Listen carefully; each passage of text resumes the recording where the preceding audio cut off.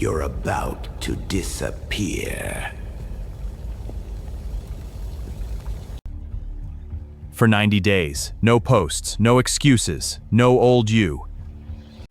And when you come back, they won't even recognize you. 7 simple rules. 1 unrecognizable transformation. Watch till the end. Your new life starts now. I, John D. Rockefeller, have lived long enough to know that the most profound transformations in a man's life occur not in the glare of public attention, but in the silence of his own private discipline. When I tell you to disappear and come back unrecognizable, I do not speak in metaphor. I speak from the marrow of my own experience, from the cold mornings in Cleveland when I was a clerk earning 50 cents a day, dreaming of empires while my contemporaries dreamed of taverns and trivial diversions. The man who emerged years later, the man who controlled 90% of America's oil refining capacity, was not the same creature who first walked into Hewitt and Tuttle as a 16-year-old assistant bookkeeper. That boy died many deaths before he became the man whose name would be spoken with reverence and fear across continents. Let me speak plainly about why this matters. The modern world, much like the world I knew, is drowning in noise. Men chatter incessantly about their plans, their ambitions, their grievances, their next great venture. They announce their diets, their reading lists, their intentions to wake at dawn. And yet, when you observe them 6 months hence, they are precisely where they were before, only older and more bitter. Why? Because they confused declaration with transformation. They sought applause for the journey before they had taken a single step. I tell you now, with the full weight of my 87 years upon this earth, that visible men remain small men. The ones who change the world, and more importantly, change themselves, do so in the shadows, away from the corrosive influence of public opinion and the suffocating expectations of their peers. The principle of disappearing to return unrecognizable is not novel, it is ancient. The prophets retreated to the wilderness. The Roman generals withdrew to their estates before their greatest campaigns. The merchants of Venice, the bankers of Florence, the industrialists of Britain, all understood that the cocoon must be sealed before the butterfly emerges. I learned this not from books, though I read voraciously, but from observing the natural order of commerce and the patterns by which fortunes are built and squandered.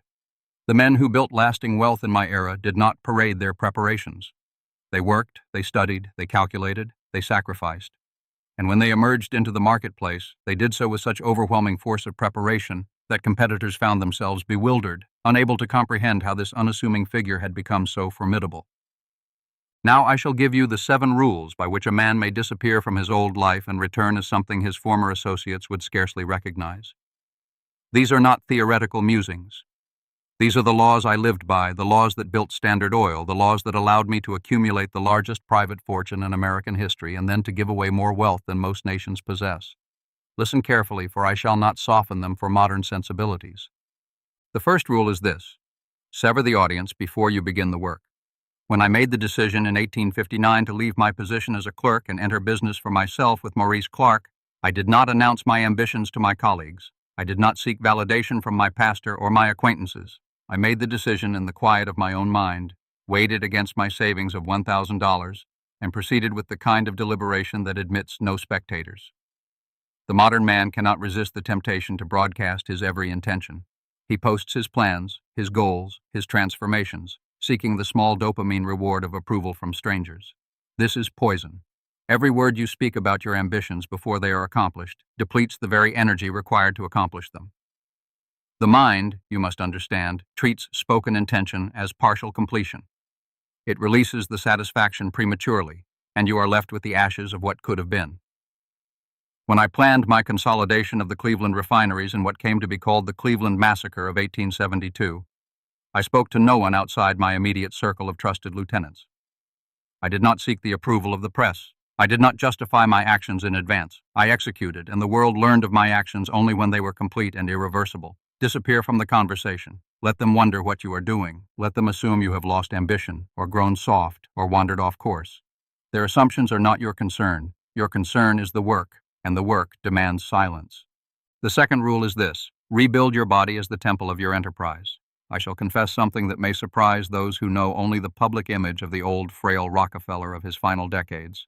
In my youth and middle years, I was relentless about my physical discipline. I walked vigorously every morning. I ate with deliberate moderation. I retired early and rose before the sun. I understood, as every serious businessman must understand, that the mind is housed in the body, and a neglected body produces a neglected mind. When I suffered the nervous breakdown in my 50s from the strain of building Standard Oil, when alopecia universalis stripped me of every hair on my body, I learned the cost of ignoring physical maintenance. I corrected my course immediately. I extended my life through deliberate care of my physical vessel to nearly 97 years.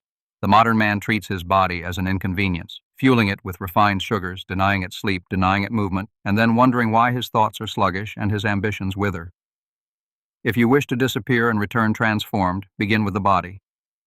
Rise early, move daily, eat with discipline, sleep with regularity. The compound effect of these habits over 6 months, 12 months, 24 months is greater than any pharmaceutical or supplement. Your former associates will see a man with steady hands, clear eyes, an upright posture, and an unshakable presence. They will not be able to articulate what changed, but they will sense it in the room before you speak a word. The third rule is this: master a skill that compounds. There are skills that consume your time without returning compound interest, and there are skills that, once acquired, generate returns for the remainder of your life. The clerk who learned shorthand in my era was paid by the hour. The clerk who learned to read a balance sheet, to understand the flows of capital, to recognize the patterns of supply and demand, that clerk became a partner, then a principal, then a king. When I worked at Hewitt & Tuttle, I did not merely perform my assigned tasks. I studied the books of the firm as if they were sacred texts. I learned to read between the entries, to understand why a particular commodity moved at a particular price, to anticipate the seasons of trade. By the time I left that position, I possessed in my mind a working understanding of commerce that would have taken another man 20 years to acquire. This is what I mean by a compounding skill: the mastery of finance, the mastery of negotiation, the mastery of writing persuasively, the mastery of building systems that operate without your daily supervision. These are the skills that compound. In the modern world, you have access to libraries of knowledge that would have made the scholars of Alexandria weep with envy. Yet most men squander this access on entertainment and gossip. While you are in your period of disappearance, you must select 1 or 2 compounding skills and pursue them with the singular focus of a man building a cathedral. Not for amusement, not for variety, for mastery. The fourth rule is this: control your associations with the precision of a chemist. I tell you, the company a man keeps is the most powerful force shaping his trajectory, more powerful than his ambitions, his intelligence, or his initial capital. When I was a young man, I deliberately sought out the company of older, established, disciplined businessmen. I attended church not merely from religious conviction, though that conviction was sincere, but because the Baptist community of Cleveland contained men of substance, men of moral seriousness, men who treated their commercial affairs with the same gravity they treated their souls. I avoided the saloons, the gambling houses, the loose companions who promised excitement and delivered ruin. I was called dull by some. I was called priggish by others. I cared not at all. Every man who entered my regular orbit was either contributing to my elevation or being elevated by me. There was no neutral ground. In your period of disappearance, you must perform a ruthless audit of your associations. Who among your acquaintances drains your energy without replenishing it? Who speaks always of difficulties and never of solutions? Who treats your ambitions with subtle mockery or open derision? These are not your friends, regardless of how long they have occupied that title. They are anchors disguised as companions. Cut the ropes. You need not announce the cutting, simply become unavailable. Decline the invitations. Let the correspondence go unanswered. The space you create will be filled in time by associations more aligned with the man you are becoming.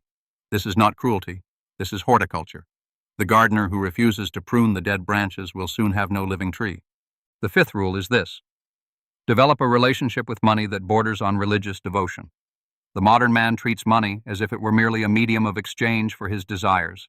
He earns and spends, in a perpetual cycle that produces nothing but exhaustion. I learned from my earliest days, from the small ledger book in which I recorded every penny I earned and every penny I spent, that money is not a means but a tool, and a tool must be respected, maintained, and deployed with intention. I kept that ledger book, which I called Ledger A, throughout my life.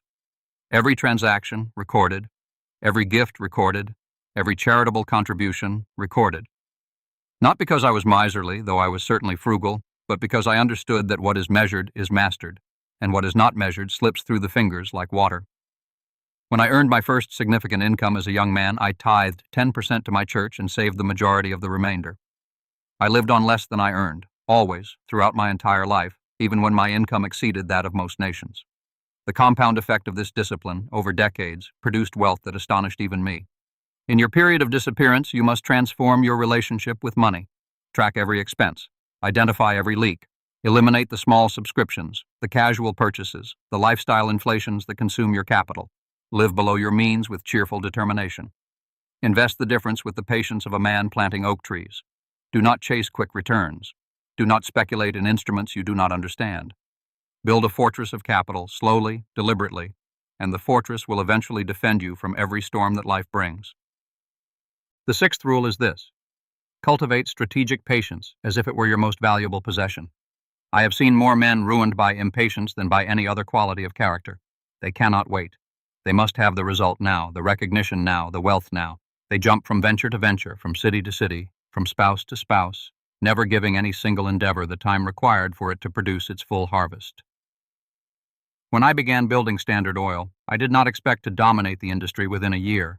I worked for decades. I acquired refineries one at a time, sometimes through friendly purchase, sometimes through methods my critics called ruthless, but always with a long view of the destination. When the Pennsylvania Railroad tried to compete with us by building their own refining operation, I did not panic. I waited. I executed our agreements with the other railroads. I priced our products with mathematical precision. Within 3 years, the Pennsylvania Railroad had retreated, exhausted, and sold their refineries to us at favorable terms. Patience is not passivity. Patience is the active discipline of waiting while others act foolishly. In your period of disappearance, you must cultivate this quality above all others. You must learn to sit when others are rushing. You must learn to observe when others are talking. You must learn to prepare when others are performing. The man who masters patience masters the marketplace, because the marketplace, in time, surrenders its rewards to those who refuse to be hurried. The seventh rule, and perhaps the most important, is this: build something that outlives you. The man who works only for his own enjoyment, his own consumption, his own comfort, is a small man, regardless of how large his bank account grows. The transformation from small man to great man occurs at the moment he begins to build for purposes larger than himself. When I established the University of Chicago, when I founded the Rockefeller Foundation, when I funded the General Education Board, when I created institutions for medical research that have since saved hundreds of millions of lives, I was not engaging in vanity philanthropy. I was completing the work of accumulation by transitioning into the work of construction. The money I gave away, eventually amounting to over $500 million in 19th century terms, was not lost. It was invested in human capital, in scientific advancement, in educational infrastructure, in works that continue to compound long after my death. This is what separates the merely wealthy from the truly transformed. In your period of disappearance, you must begin to ask yourself what you are building that will outlast you. It need not be a foundation or a university. It may be a business that employs and elevates hundreds of families. It may be a body of written work that instructs future generations. It may be children raised with such care and discipline that they themselves become builders. Whatever it is, you must orient your life toward it with the singular focus of a man laying the cornerstone of a great building. Now let me speak of my own disappearance, for I have lived this principle, not merely theorized about it. When I was 23 years old, in 1862, I made a decision that altered the trajectory of my entire life. I had been working in the produce commission business with Maurice Clark, and we had been moderately successful. Cleveland was then emerging as a center of the new petroleum industry. The first commercial oil well had been drilled in Pennsylvania in 1859, and the refined products were already finding markets across the country and abroad. Most of the established businessmen of Cleveland considered the oil trade speculative, dirty, unpredictable. The respectable opinion was to remain in established industries. I considered the matter carefully, in silence, for many weeks. I studied the trade. I examined the economics of refining. I calculated the long-term trajectory of demand. And then, without consulting my colleagues, without announcing my intentions, I committed myself to the oil business with my entire being. I invested $4,000, a substantial sum at the time, into a new refining operation with Samuel Andrews. From that moment, I was no longer the produce clerk Rockefeller. I was something else, something my former associates would not fully recognize for years to come. The disappearance was complete by the time anyone noticed I had gone. Within 5 years, I had bought out my original partners, including Maurice Clark, because their ambitions could not keep pace with mine. Clark wanted a comfortable, prosperous business. I wanted to organize an entire industry. The auction at which I purchased his interest was conducted on February 1st, 1865, and I paid $72,500 for the controlling share. I was 25 years old. The boy who had clerked for 50 cents a day was now the principal of what would soon become the most consequential industrial enterprise in American history. None of this happened by accident. None of this happened through luck. It happened because I had disappeared from the conversation of small men and worked with monastic intensity on the construction of something far larger than myself. Let me speak now of how these principles apply to the present age, for I observe that human nature has not changed, even if the tools of commerce have. The modern world offers temptations that did not exist in my era, the constant stimulation of devices that fit in the pocket, the endless stream of trivial information that competes for the attention of every serious man, the social platforms that reward performance over production, the cultural pressure to display rather than to build. These are formidable obstacles, but they are also opportunities. Why opportunities? Because the average modern man has surrendered to them. He spends his hours scrolling, comparing, complaining, performing. He has no quiet hours. He has no deep work. He has no compound accumulation of skill or capital or character. He is, in essence, easy competition. The man who can extract himself from these distractions, who can disappear from the digital marketplace of attention and reappear having built something substantial, will find that his competitors have been rendered nearly helpless by their own habits. I urge you to consider the period of your disappearance in concrete terms: 6 months, 12 months, 24 months. Mark the date on your calendar. Tell yourself and tell no one else that for this defined period you will withdraw from unnecessary social engagements, from public posturing, from the cultivation of opinions about matters that do not concern you. You will instead apply yourself to the 7 disciplines I have described. You will sever the audience. You will rebuild the body. You will master a compounding skill. You will audit your associations. You will transform your relationship with money. You will cultivate strategic patience. You will begin to build something that outlives you. At the end of this period, you will not need to announce your transformation. The world will sense it immediately. Old acquaintances will inquire what has changed. New opportunities will present themselves without solicitation. The forces that previously seemed to work against you will begin to align themselves in your favor, because you will have made yourself worthy of those forces. Do not mistake what I am telling you for mere self-improvement advice of the kind that fills the popular bookshops. This is something deeper and harder. The principles I have laid out are not techniques. They are not life hacks. They are the operating laws of substantial men, the rules by which civilizations are built and fortunes accumulated. Most men who read these words will nod in agreement and then continue precisely as they were before. They will return to their distractions, their associations, their financial leaks, their impatience, their performance for invisible audiences. They will remain visible and small. A small number will take these principles seriously, will mark the date, will begin the disappearance. Of that small number, perhaps half will lose discipline within the first 3 months and return to their former selves. Of the remainder, a portion will discover that the principles work and will continue. And from that final portion will come the next generation of substantial men and women, those who build the institutions and accumulate the resources and exercise the influence that shapes the century to come. I do not romanticize this process. It is lonely. It is difficult. There will be evenings when you sit in your study while your former companions are at the tavern, and you will feel the weight of your isolation. There will be mornings when you rise to work while others sleep, and you will question whether your discipline is worth its cost. There will be years when your progress seems imperceptible, when the compound effect of your habits has not yet announced itself, when you must trust the mathematics of accumulation, even though the visible evidence is meager. I tell you with complete certainty that the mathematics is sound. Every disciplined hour invested in the construction of a substantial self produces, in time, returns that astonish those who chose the easier path. The young man who reads this and applies at will at 50 occupy a position in life that his former classmates will not be able to comprehend. They will assume he was lucky. They will assume he had advantages they did not. They will assume anything except the truth, which is that he disappeared from their world and built another while they were not looking. Consider for a moment the inverse proposition. Consider what becomes of the man who does not undertake this disappearance, who does not transform himself, who remains forever in the visible marketplace of small ambitions and casual associations. He ages. His body weakens through neglect. His mind dulls through underuse. His finances drift, sometimes upward through inflation, more often downward through inattention. His relationships fossilize into routines that satisfy no one. He arrives at 60, at 70, at 80, having lived a life that contained no transformation, no construction, no substantial harvest. The tragedy is not that such a man suffered. The tragedy is that he could have been otherwise.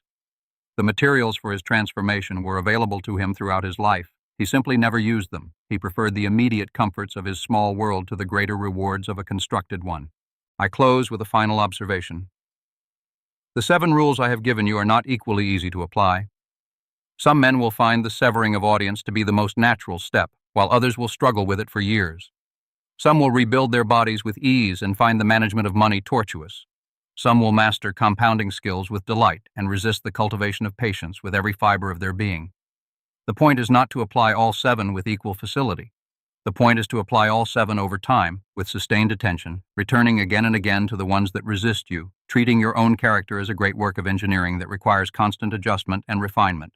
I, John D. Rockefeller, did not become the man I became through any single act of brilliance. I became the man I became through 1,000 small disciplines applied over 6 decades. I disappeared from one life and constructed another, and then I disappeared from that one as well and constructed something larger still. At each stage of my life, the man who emerged was unrecognizable to the man who entered the period of withdrawal. This was not vanity. This was the natural process of substantial construction. A house is not built by remaining the same boy who first lifted the hammer. A fortune is not accumulated by remaining the same clerk who first opened the ledger. A life of consequence is not lived by remaining the same person who first conceived the ambition. Therefore, I leave you with this instruction, and you may treat it as you would the instruction of a father to a son in whom he has placed all his hopes. Decide today, in the quiet of your own mind, that you will undertake the disappearance. Set the date. Tell no one. Begin to sever the audience. Begin to rebuild the body. Begin to master the compounding skill. Begin to audit the associations. Begin to transform the relationship with money. Begin to cultivate the strategic patience. Begin to build the thing that outlives you. Do this for the defined period you have chosen, with the discipline of a man who knows that his entire future depends on the consistency of his next 1,000 mornings. And then, when the period is complete, walk back into the world that thought it knew you and let it see what you have become. Do not boast. Do not explain. Simply be. The transformation will speak for itself more eloquently than any words you might offer in its defense. This is how lives are changed, not through declarations, not through resolutions made in the company of others, through the silent, patient, relentless construction of a substantial self in the privacy of one's own discipline over the long arc of time. I have lived this. I commend it to you. Do not waste another day.